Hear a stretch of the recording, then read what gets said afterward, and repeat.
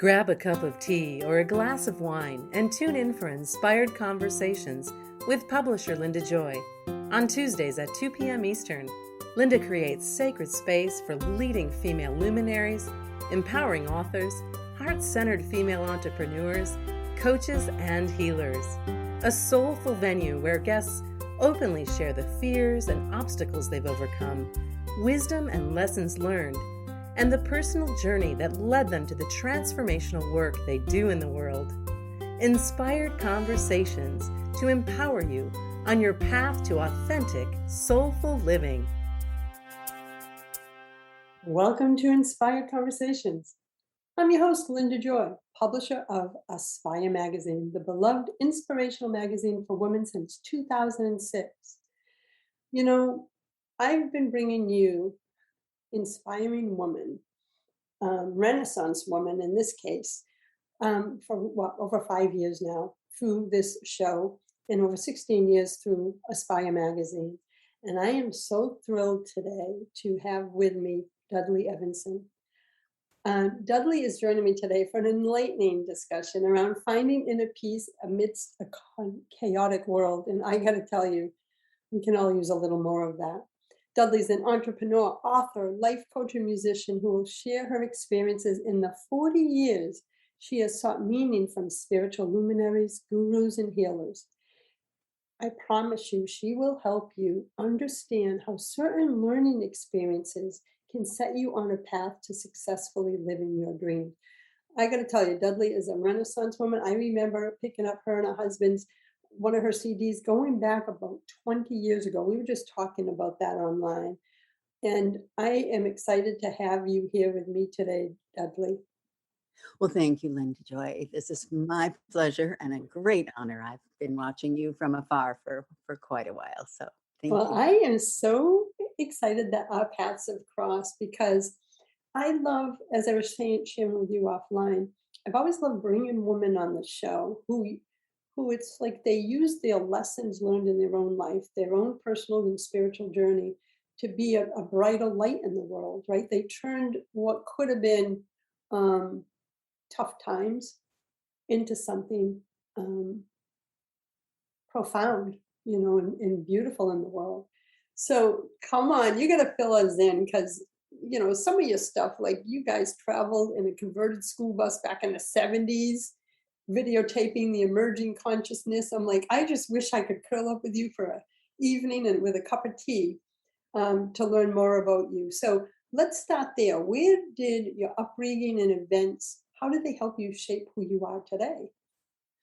Well, I think it's important for everyone to realize that whatever they've gone through, it's going to shape them. And then I think what I really want to encourage people to understand is that if something sort of negative or bad happens to you, it's not the end of the world. It's just a blip in the road. And it's really important to be able to take that experience and move forward. I remember years ago, when I don't know how personal you want to get, but anyway, my parents made me break up with my boyfriend who wasn't, there was, whatever issue. I won't go into that, but it was devastating. And I thought it was the end of the world and I would never survive. And of course I did survive. And after a while, I realized there was a reason I didn't marry this particular person because I needed to wait to marry Dean because I hadn't met him yet. And so when Dean moved in across the hall from me in 1968, there was this person. He was my person, and that's well over 50 years ago. But I could have dwelled in sorrow and molded over forever and just given up. But, sometimes we just have to move on and something may happen that isn't just what we wanted, but you know what? It's what we needed, what our soul needed. And so I just encourage everyone to there's lots of other stories, but that's just an example. That was one of the first things I learned because I cried every night for a year. Oh, my true love. And this is so sad. And it'll never, my parents are wrong and they're prejudiced and this and that. But, their reasons for causing me to break up with this guy was I felt they were wrong. however, this overall situation was right. So sometimes you just have to hang in there and keep going and stay positive and kind of make the best out of whatever situation come with. It's a powerful message, especially, I can really relate. I'm a former welfare mom, high school dropout, runaway, Oh, and queen of self-sabotage. And I had those years in my life where I was in the story, right? The victim story or the oh me, oh my story. But I decided to do something different. It sounds like you did too. It's like we just flipped a switch to say those experiences don't define me.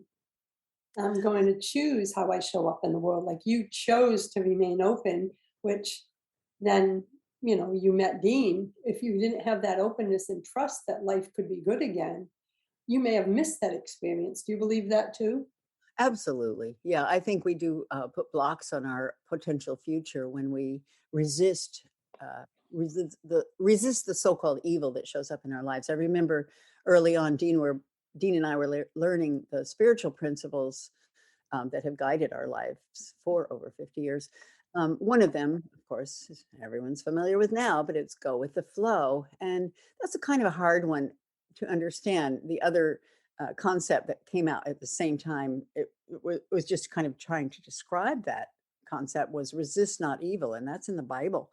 But why aren't you supposed to resist? Well, I don't know if you've ever studied Tai Chi, but when you're moving, you're shifting your energy and your opponent comes at you. The concept is not to resist that person mightily. And because if you did, you'd probably get knocked over. However, if you turn slightly and let the energy of that negative energy come to sort of past you, it'll fall on its face. It'll take care of itself. You don't have to fight it so much, but you also won't end up falling down. And so I just really feel like understanding the concept of that flow with the challenges that come in. Everyone is going to experience suffering. Everyone is going to experience setbacks in their lives and things that they wish that didn't happen to them. How do we deal with it?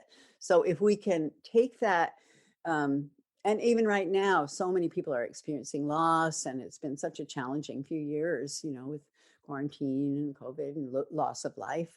But we just need to hold on and realize that better things can come if we stay with that positive vision. And so it isn't just like, okay, I'm just going to flow and let things happen. No, we're aiming in a direction. We're aiming in a very positive direction of our principles, of our vision, of our mission in life. Why are we here? What can we do? How can we, make the best of this life? And so when something happens, you simply go, okay, let's deal with this and we'll do our best. But then let's get back on the horse and keep moving forward, because that's how you get to the point of living your dreams. That's how you get to the success of your life. You don't give up. You don't fall down. You don't wallow in your sorrows or, oh, poor me. And even horrible, horrible things have happened to people, particularly women. And we've heard many, many stories of abuses and this and that. But, you know, people rise above even that. People rise above even that. So it isn't like everyone is born with a perfect life. That's just, they didn't say, okay, come on down here, be born. It's a piece of cake, nothing to do. No, we got serious work to do. And I think that's the fun of being alive. So, hopefully learning the lessons. Oh, it's so resonating with me. And as you just said, I can't speak for every woman's story, but I'm a victim of childhood sexual abuse. Now, is that part of my past? Yes. Is it part of the story I still carry? No longer. It's something that occurred in my past, but it's not who I am. And it's something you just said a moment ago is many years ago, I didn't know how to carry that, right? So, of course, I carried the story, the shame, the victimhood. I carried all that until I did the spiritual work to see, oh, that was a happening or an occurrence in my life, but it does not diminish the truth of who I am as a soul, as a woman, as a person. That was a healing moment for me. And it gave you a grit to keep going forward. It gave you, okay, I'm gonna, whoa, I had to survive that, but I'm gonna go forward and I'm gonna be strong. And look at you helping so many women, and just being an example and a light for people. I think that's the best we can do with what we're given. Yeah, and that it's funny because it was 92 when I remembered everything, and it's been going to be 30 years next year. Within months of remembering, going through the spiritual healing of it, as well as, of course, getting support. The funny thing is, the moment the switch flipped inside me, Dudley, that it was my soul was never touched. That put me on an accelerated path of healing. Within months, I opened my first business. And then here I am 30 years later as an entrepreneur, but all my business was service-based for women and children. I'm doing it in different ways now, but I believe I had that experience to prepare me for what my soul's mission is here. And That's my personal belief system, but I believe the high school dropout, the runaway, I go, oh, I see what you were doing. This way I can have compassion and empathy and hold space for so many women on the path because I've lived so many damn experiences. Does that resonate with your experiences? Oh, absolutely. I just, again, you chose to rise above it. You chose to take it and use it for fertilizer for your next movement in your life, your next iteration of who you are. And unfortunately, many women don't have that. Those spiritual tools. And that's why I think what you're doing and what we're all doing here, trying to share these spiritual truths, because these are principles that we can help us move forward in life and not be stuck in some negative karmic reality that isn't going to do us or our families very well, or our world. So true, my friend, so true. We're going to take a break. And when we come back, I want to talk about your business, Soundings of the Planet, right? And that everyone is soundings.com. I've been a lover of you and Dean's music and offerings for, as I discussed offline, for God, since I first picked up a CD at a Holistic Health Expo close to 20 years ago. So let's talk about that when we come back from the break. And we'll be back in a moment, my friends. I'm with Dudley Evenson of soundings.com. OMG, get over to their website to check it out. You will never leave. We'll be back in a moment. This is OTR-FM, part of the IOM radio network. Inspiration for a Woman's Soul. Aspire Magazine, inspiring and supporting women on the path of self-discovery. Claim your free digital subscription today, which includes access to thousands of dollars of personal development bonus gifts from Team Inspiration partners. Claim your Aspire Magazine subscription today at subscribetoaspire.com. Hey America, we need to have a little talk. We've got more food than we know what to do with in this country, yet 17 million kids in America are struggling with hunger. Makes no sense. Luckily, the Feeding America nationwide network of food banks has volunteers gathering excess food and getting it to hungry kids. They're kind of like food angels. Hey, become a food angel yourself by supporting Feeding America in your local food bank at feedingamerica.org. We can't do it without your help. Brought to you by Feeding America and the Ad Council. Are you trying to get from point A to point B and need a little advice? Connect with the counselors at OMTimes Advisors. Whether you're looking for a life coach or a spiritual intuitive, the advisors participating at advisors.omtimes.com were carefully chosen based on their gifts, skills, and professionalism. OMTimes Advisors, connecting you with the best advisors in the business. Hi everyone, this is Shay Parker, the host of Best of the Best, which airs live right here on IOM Radio every Tuesday night at 8 p.m. Eastern and 5 p.m. Pacific. I'm super excited to bring you expert guest hosts, spiritual discussions, free psychic readings, and so much more. I can promise that you will not want to miss this one-of-a-kind, fun, yet touching, down-to-earth show. Join us every Tuesday night at 8 p.m. Eastern, 9 p.m. Pacific on OTR-FM. This is Shay Parker, and I can't wait to see you there.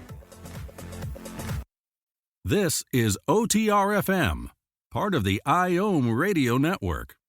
Welcome back. You're listening to Inspired Conversations. I am honored and excited to have with me today Dudley Evenson. She is a media producer, entrepreneur, author, life coach, musician and Renaissance woman. Back in 1979, Dudley co-founded with her husband Dean the award-winning record label Soundings of the Planet. Dudley has co-produced over 90 popular albums, videos, and books.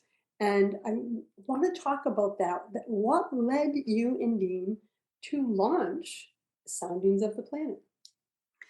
Well, it didn't just happen overnight. And you also have to go back, in our experience, another decade to 1970, when I'll just take a little detour, because we bought a Sony video portapack. We were living in Manhattan, and we had decided to kind of merge. I had lived in Japan for a year and traveled the world, and Dean had gotten his master's degree in molecular biology, but he'd come to New York to become a recording engineer and follow his passion in music. So we were on that sort of music and media and photography and that sort of thing path. And then we decided we had an opportunity to make a little film for Lincoln Center, and then we wanted to get a 16 millimeter film camera. So I was out shopping one day while Dean was working, one of his very long days, and I came across this, Sony video portapack information, and the guy said, "Oh, it's instant replay," and this was a brand new thing. Nobody had ever had that in their hands. It was more of a big professional thing with huge cameras in the big regular TV stations. So we decided to buy it. And then we discovered that there were only, there were a few people in New York City who were working with this media form. And they were using it for social change. This was, again, just coming out of the 60s, early 70s. And there were a lot of issues. We knew what we were against. We'd, been protesting civil rights, discrimination, and war, Vietnam War. But we hadn't quite figured out what we were for.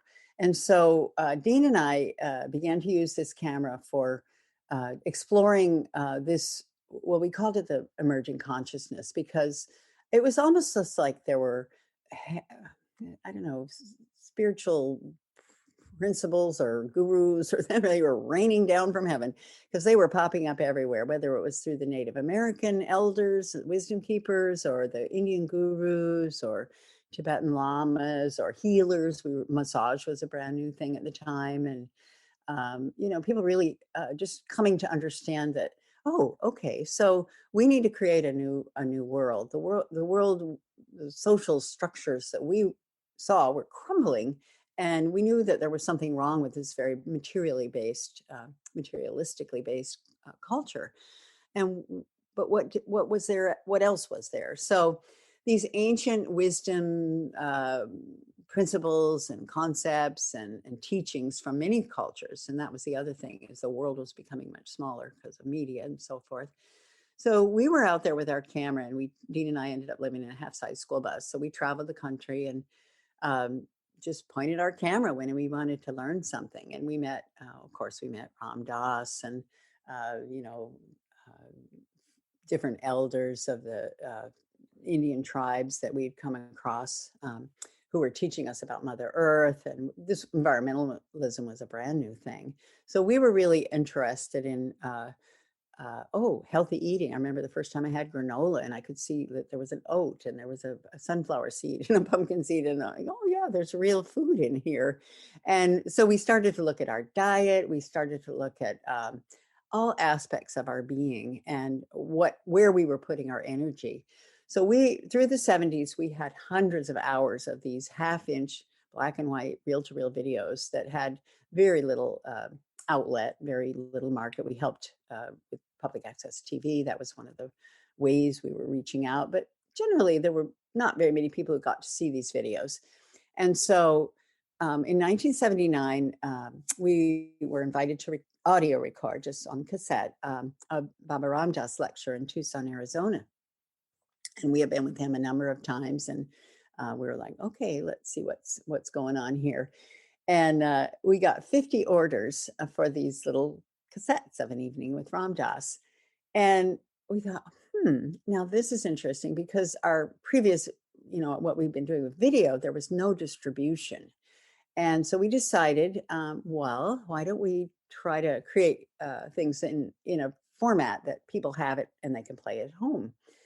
And so we came out with the Ram Dass. We did the Ram Dass tape, and then Dean went out in the desert and recorded the natural sounds of dawn in the desert. And we created our very first musical album, Desert Dawn Song, which only a couple of years ago we finally made into a CD. And then we had a few other albums. So we came out with 5 cassettes, and this was our first. We thought it would be, here's another concept. Go to work together, collaborate. It felt more like a cooperative venture where it wasn't just our music, but it was the music of several others of our friends. And we just felt like we would have a bigger doorway if we worked together. So these first 5 tapes became, we thought, okay, here's our message. We wanted it to be a message to help people understand how to live on Earth in a better way and make better decisions about the planet, because that's what we have been learning from our Native American friends. And so Soundings of the Planet was born, and we didn't know heck what we were doing. We were just like, oh, we weren't going to start a record label. Oh, yeah, I guess we are. But what does that mean? Dean had experienced a lot of high quality recording sessions in New York City when he worked as an engineer there, and he recorded Eric Clapton and Mose Allison and Roberta Flack. So we're right up there working with very high level recording artists, but we were just brand new. And the music we had, how are we going to get it out? What are we going to do? So a friend of ours owned the swap meet in Tucson. He said, well, you could set up a booth here. So we set up a little booth and drove there every weekend with our family. At the time, we had a couple little kids. And we set up our table and play our music on our little player. And people would come by and go, oh, that's so pretty. It really is very relaxing. And they would buy them. And then they'd come back, weeks later and want some more. And then they would say, that music you were making, it really helped me to relax. It helped me to deal with my chronic pain. I used it with biofeedback, or, it really helped me I used it when I was doing my yoga. And of course, yoga was brand new at the time in our culture as well. And so, it just started to grow. And this, we just expanded and got more music out. And every year we did a few more. And then years later, we went to CDs. But this is an example of, as a company, it was just Dean and me, and we didn't have a business plan. We didn't have any funding. We didn't go, oh, we can't do anything without funding and a business plan, but we did. And so we just listened, and people said, well, you could do a little classified ad in a New Age Journal or Vegetarian Times or Mother Earth News. And so we would do a little $25 ad, and we'd say, send for a free catalog, music of the moment to take you beyond time.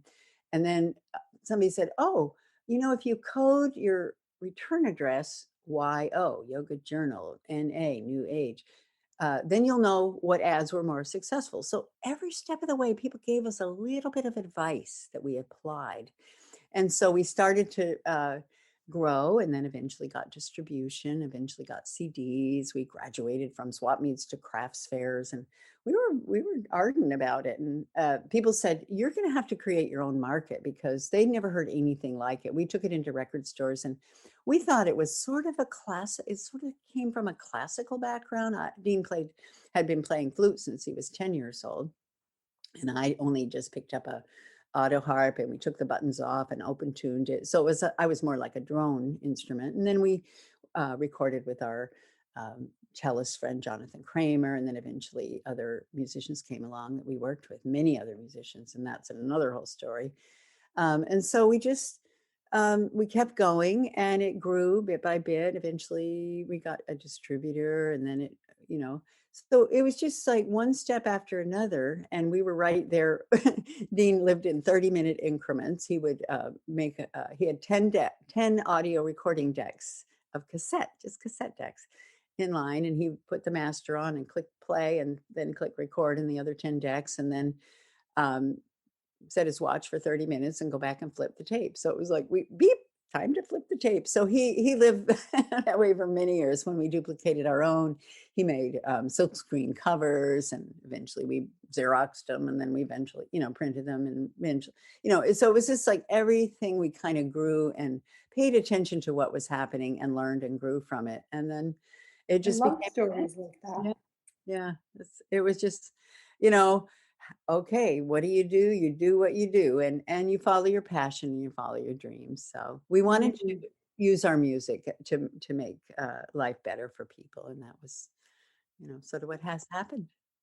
Oh, I love that story, and it resonates on a deep level for me. I started Aspire 16 years ago with just a desire to create a magazine that reminded women of the truth of who they are. But I didn't know anything about doing a mag. I didn't know anything. And like you said, because you were aligned with your passion, people suddenly showed up to fill in my next step. And so I had a lot of earth angels come into my life too to go, oh, you have to do this to make the file to send it to print. And I'm like, oh, thank you. So I love stories like yours of businesses that are born from a passion and a desire to serve. And I'm so grateful that you all followed your passion. We're going to take our next break, and we come back. I love hearing from my guests, like what visionaries inspired you in your business, in especially in your spiritual and personal development. So we're going to be back in a moment. I'm with Dudley Evenson of soundings.com. Be sure to visit her website. And I should really call it a store because it has everything you can think of. There's so many audios for you to listen to and tap into um, Dean and Dudley's magical talents. We'll be back in a moment, my friends. This is OTRFM, part of the IOM radio network. Are you a highly sensitive, empathic woman ready to release the layers of false beliefs and emotional blocks holding you back from living the life you deserve and desire? Now is the time to clear those false beliefs sabotaging your life so you can access the joy and possibility waiting for you on the other side. Neurotransformational coach Kathy Castile, herself a highly sensitive, is passionate about supporting and empowering women in reclaiming their self-worth, finding their authentic voice, and in releasing the layers of sabotaging beliefs holding them back. Kathy trained with Tony Robbins, Robert Kiyosaki, and Sean Smith, and intuitively merges numerous coaching, leadership, and healing methodologies to serve the entire spectrum of human behavior, creating transformational changes so you can make long-lasting breakthroughs in your life. Learn more at Kathy-Castile.com. OMTimes Magazine is one of the leading online content providers of positivity, wellness, and personal empowerment. A philanthropic organization, their net proceeds are funneled to support worldwide charity initiatives via Humanity Healing International. Through their commitment to creating community and providing conscious content, they aspire to uplift humanity on a global scale. OMTimes, co-creating a more conscious lifestyle. This is Terry Van Horn, and I want to invite you to join me for my weekly radio show, Hailing Light, on OMTimes Radio every Wednesday at 6 p.m. Eastern Standard Time. On Hailing Light, we want to bring love, light, and blessings into your world. You can find out more about us at www.healinglightonline.com. Blessings. Me, a cat moving in with a new human. It took a little getting used to. She has these weird games she likes to play, like this giant feather. She sticks it in my face. I swat it away. She sticks it in my face. I swat it away. It's almost like she thinks I enjoy it. But seeing how much fun she gets out of it, well, I guess it makes it all worth it. Humans. A person is the best thing to happen to a shelter pet. Be that person. Adopt. Brought to you by the Ad Council and the ShelterPetProject.org. This is OTRFM, part of the IOM radio network. Welcome back. You're listening to Inspired Conversations. I am so excited to have you here today because this conversation today is inspiring me. I've been following Dudley and Dean for a long time. I'm so glad our paths allowed us to be here in circle today. So Dudley, I always love to know, like, if there's people that have inspired you in your personal and spiritual development business, on your journey, I should say, not your business. Well, yeah. I mean, I think the most important thing is our spiritual path. Dean and I, of course, didn't start out, we want to make a lot of money or do anything like that. We came from a place of really wanting to help this sad, sorry world that we had all been born into. And, I mean, we came from privilege. We had regular, lives in suburbs. And, so I don't say that we struggled up from the bottom, but, and we did have we had loving families. So we were lucky.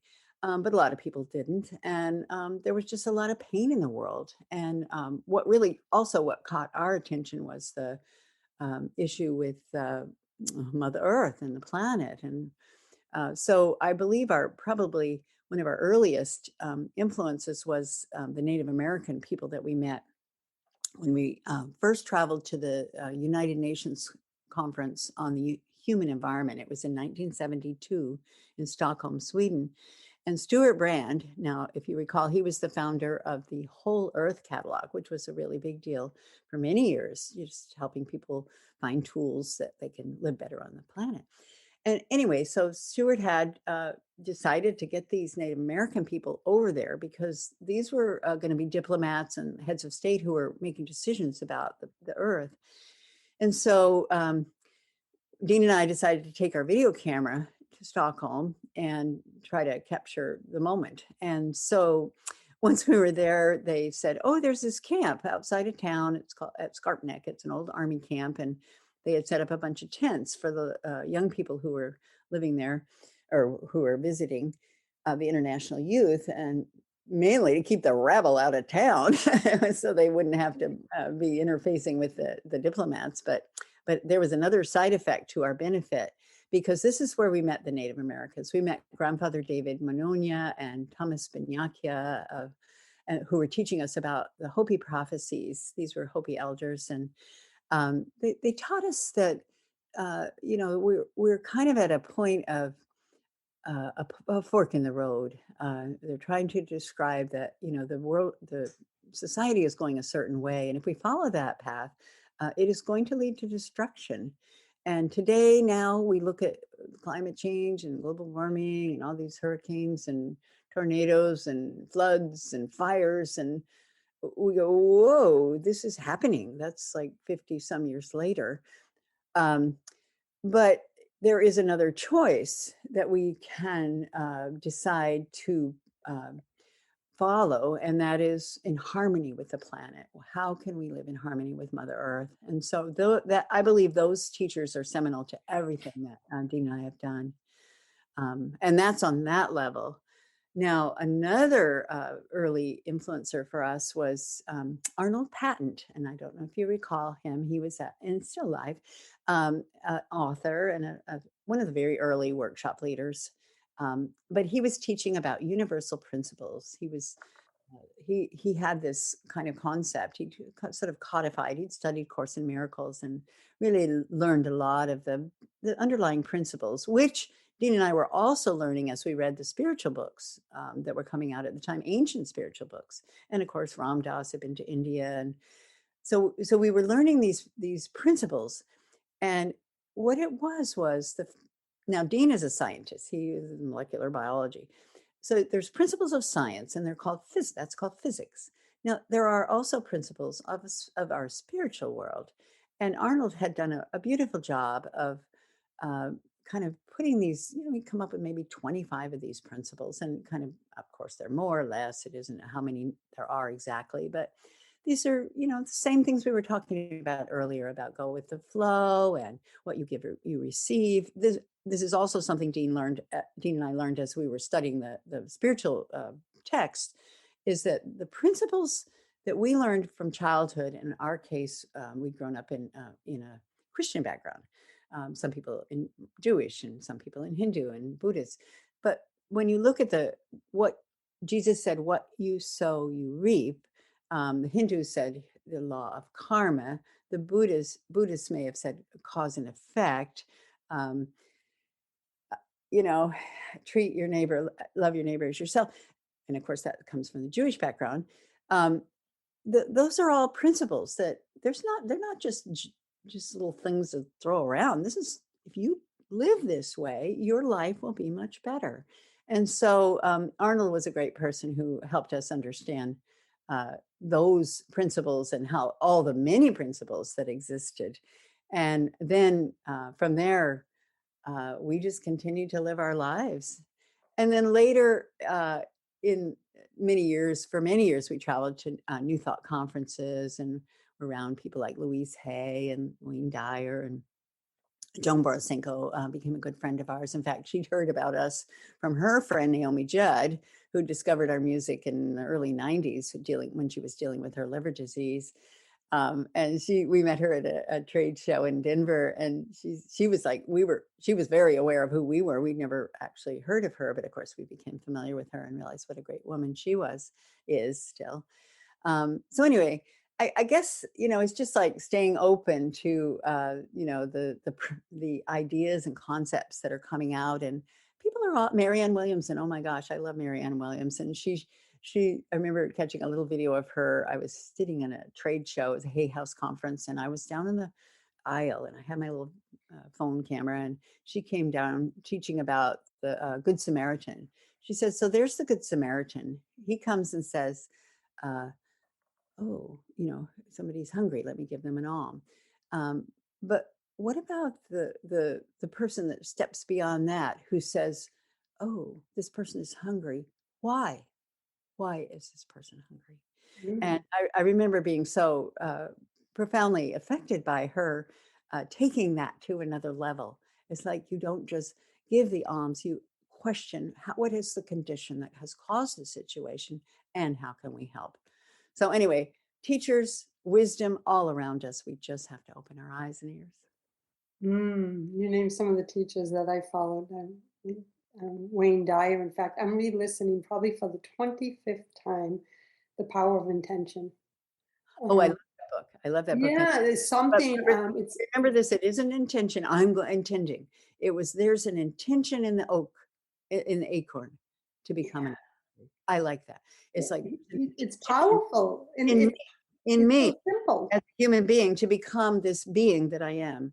Of course, then you follow at that, or you don't. You go for something else. But I remember that just popped out at me when I read that book, Power of Intention. It wasn't just this. I'm going to focus and I'm going to intend. No. It was intention is within you, and you almost let it open like a flower.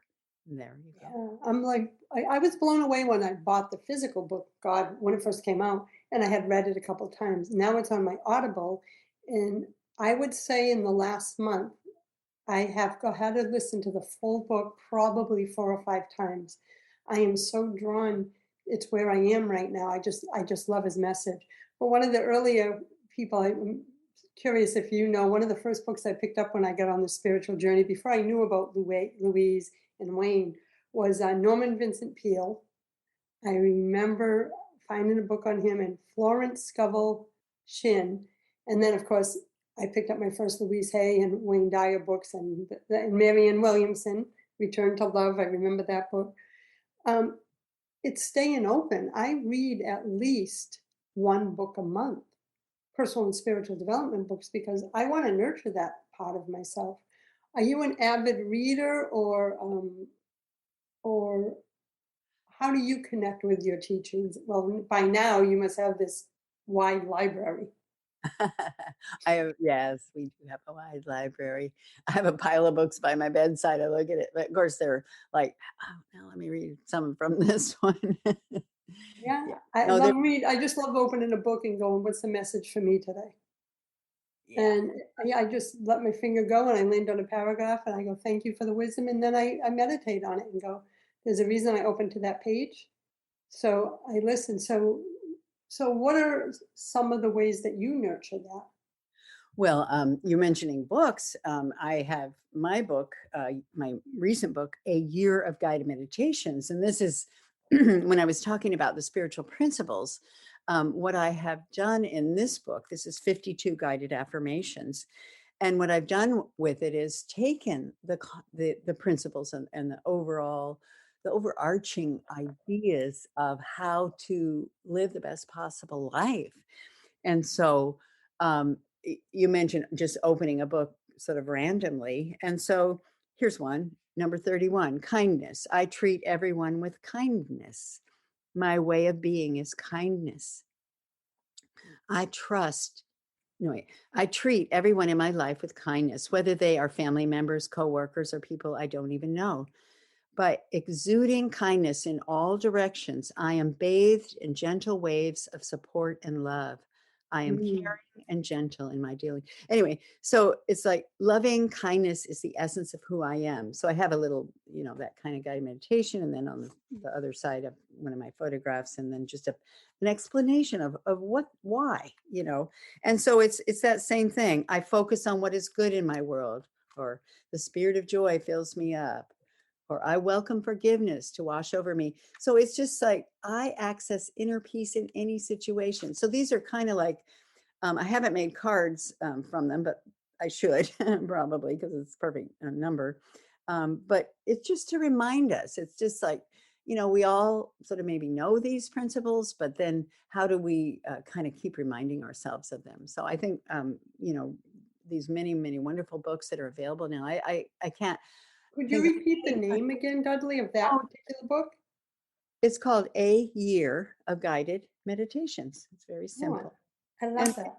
And I want to invite everyone to visit soundings.com and be sure to check that out. We're going to take our final break. And when we come back, Dudley, I want to talk about, I really want to ask you, what message would you like to share with women today? Because I have a lot of women who are drawn to be an entrepreneur or following their passion. And what wisdom do you want to share with them if they're just starting their journeys? And we'll be back in a moment, everyone. This is OTR-FM, part of the IOM radio network. Are you being called to step into your truth and embrace your divinity?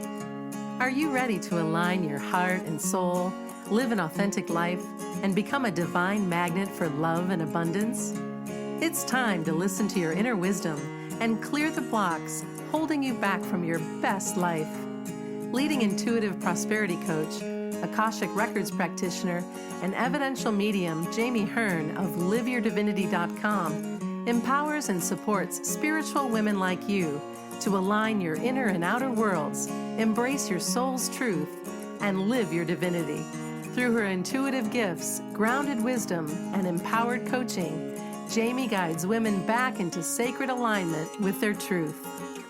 Visit liveyourdivinity.com to learn more about Jamie's empowering programs and to schedule an Akashic record reading. OMTimes Magazine is one of the leading online content providers of positivity, wellness, and personal empowerment. A philanthropic organization, their net proceeds are funneled to support worldwide charity initiatives via Humanity Healing International. Through their commitment to creating community and providing conscious content, they aspire to uplift humanity on a global scale. OMTimes, co-creating a more conscious lifestyle. Circle of Hearts Radio is a sanctuary on the airwaves. Join me, Grandmother Elia, in the circle on Sunday, 2 p.m. Eastern, as I share information to both enlighten and nourish your soul. The number one reason girls drop out of school in sub-Saharan Africa is lack of access to feminine hygiene products. The Pads for Schoolgirls Project, an outreach of Humanity Healing International, is changing this paradigm by setting up sewing programs at schools, teaching girls a vocational skill, while producing the reusable pads that help keep them attending classes. The girls pay it forward by making and giving pad kits to other girls in need. To learn more, visit humanityhealing.org. Humanity Healing is where your heart is. This is OTR-FM, part of the IOM radio network. Welcome back. You're listening to Inspired Conversations. I'm your host, Linda Joy, and with me today is Dudley Evenson, media producer, entrepreneur, author, life coach, and musician. Be sure to grab a copy of her newest book, A Year of Guided Meditations, at soundings.com. So Dudley, I've been an entrepreneur 30 years. You've been doing this a long time, well over as longer than me, my friend. Is there a piece of wisdom that you could share with the women in our audience that are listening right now who either have started a business or maybe they want to, but there's that little voice inside going, who are you to do that? Well, I think it's really important to, follow your dreams. Believe me, living dreams, that's our whole thing. Um, w- you need to kind of know who you are and what you want. And often what will happen is a woman, because she's a solution oriented person, she's raising her family, or taking care of the home, and she's always there making sure everybody's okay. This is just part of our nature. So all sorts of business ideas will spin out from this basic nature that we have. So I would say, be clear. Probably more important than anything is to collaborate, work with other people, talk to other women who've been through this, ask a lot of questions, but and don't give up. Maybe don't quit your day job just yet, because you don't have to feel like it's going to support you right away. A lot of people can do things on the side. We're very fortunate because of the internet. We can do so many things. There are all sorts of Etsy shops, and I have to say Amazon works. People buy things there, and there's ways to set yourself up as a business in many ways. As things open up, that will be more and more happening. But I noticed that many businesses that women create have to do with some kind of serving the community in some way, and that's just our nature. And don't try to do it alone. It's not as fun. So I really encourage people to be able to just ask a lot of questions, do the research, have fun. Please have fun. I mean, nothing is worth it if you're not having some fun at least, and try not to let stress be a driver. And don't back yourself into a corner, because sometimes people throw all their marbles in one place and then it doesn't work out. But I think, keep going, look at who you are. What are your gifts? What are the things that you have to offer? And then meet up with other women. There's a lot of Zoom meetings that people can get together, and so many mentors. A lot of older women. I mean, when we were young, I'm going to be 80 in a couple of years. I can't believe it. But when we were young, we didn't have elders per se that we really respected. Of course, they were older people, but they weren't people we were looking up to. But today, there are so many women who are mature, who had a strong life experience, who have things to share. And so I would say, keep going in that sense. Yeah. So. Ooh, I love it. And there's something, you used a word that's really important for me, is passion. Like, I never created any of my businesses, even the first one 30 years ago. I never created it to go into business. And this is the best way I could do it. I saw a need I wanted to fulfill that was like touched my heart. And I opened my first retail store, didn't know what I was doing. People thought I was crazy. I'd just gotten off welfare. And I took my $2,400 and said, I'm going to open a consignment store for women and children, because when I was going through the job training program through the welfare department, that's when I first found my first consignment store. You're going back a long time. My daughter's now 37. So going back to 1990 when I got off welfare. And I remember the power I felt when I walked into my first consignment store, because that job training program, Dudley, wanted you to dress as if you already had an office job, because they didn't want you going through the 26-week program and finding out you didn't have office clothes when you got hired. So I remember how empowering it felt to use my $20 to be able to get 2 outfits.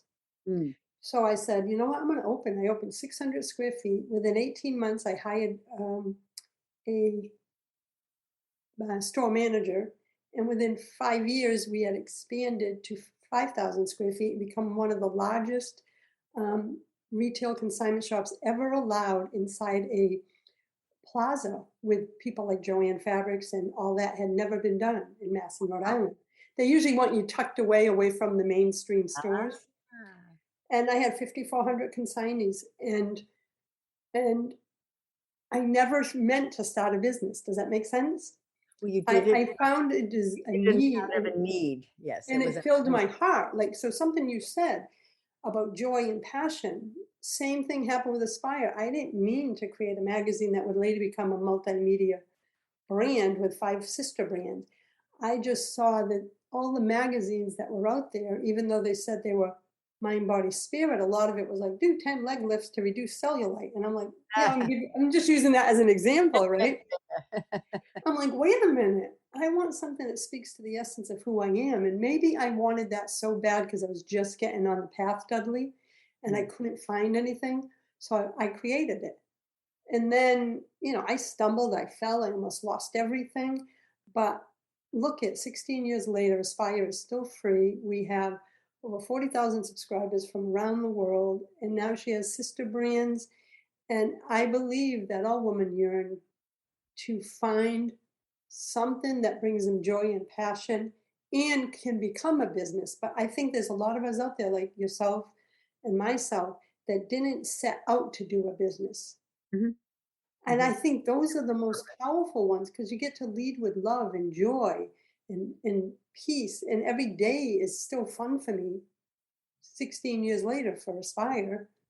And I can tell what you're doing is still fun for you. Oh, we're definitely having fun. Dean and I went to France a couple of years ago because we love Monet, Claude Monet's art, and we wanted to sort of do a Monet journey.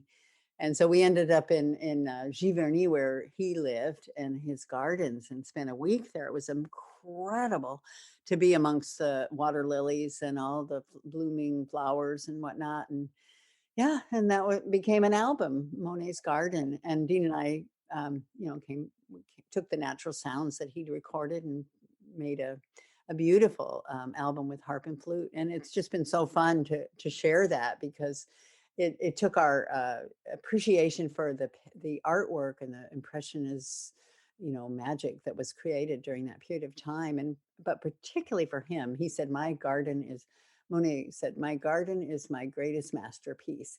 And so he just loved he painted in his garden. He didn't have to travel around. Finally, he said, I like painting outside. I'm going to paint right here. And that was his passion. So we were we had so much fun in that. That was a last hurrah before everybody stopped traveling. But yeah, it was pretty amazing to be able to do that. Well, Dudley, I am so grateful that you were able to join me today, that we were able to circle up, have this conversation. I feel like it could be a 3-hour show. You have so much wisdom, so much life experience, and you've had a hell of a journey, my friend. So heaven of a journey. Thank you for being here with me today. Thank you, Linda Joy. It's been my pleasure. I really appreciate all that you've been doing for women and just for uplifting the consciousness at this time in history. So. Well, right back at you, my friend, right back at you. And I want to invite everyone to visit soundings.com, learn about Dudley's new book, A Year of Guided Meditations. Check out all of the sacred offerings both her and Dean have on their website. They have so much there waiting for you. So until next time. You might also check out our video channels. We've got Soundings of the Planet, and then we also have Soundings Mindful Media. So the Soundings Mindful Media will take you to a journey through from 1970 through all these people we met, and the inspiration, the talking, that sort of thing. And then the Soundings of the Planet, you can go experience Monet's Garden with us. There's a full spring in Monet's Garden. Sometimes when you just need to lift your heart up and kind of. Oh, your music. I'll tell you, your music does lift my heart up. And I love ending my day at the end of the day. Just especially if I had a lot of creative work to do, it just brings me right back into my heart. So thank you, my friend. And I want to invite everyone, join me every Tuesday. So until next time, choose love, choose joy, choose happiness, my friends. Blessings, everyone. Thanks for listening to Inspired Conversations with publisher Linda Joy. Join our sacred space every Tuesday at 2 p.m. Eastern and meet leading female visionaries, empowering authors, heart-centered female entrepreneurs, coaches, and healers. Inspired Conversations with Linda Joy is a soulful venue where guests share the obstacles they've overcome, along with wisdom and lessons learned on their personal journey that led them to the transformational work they do in the world. Inspired conversations to empower you on your path to authentic and soulful living.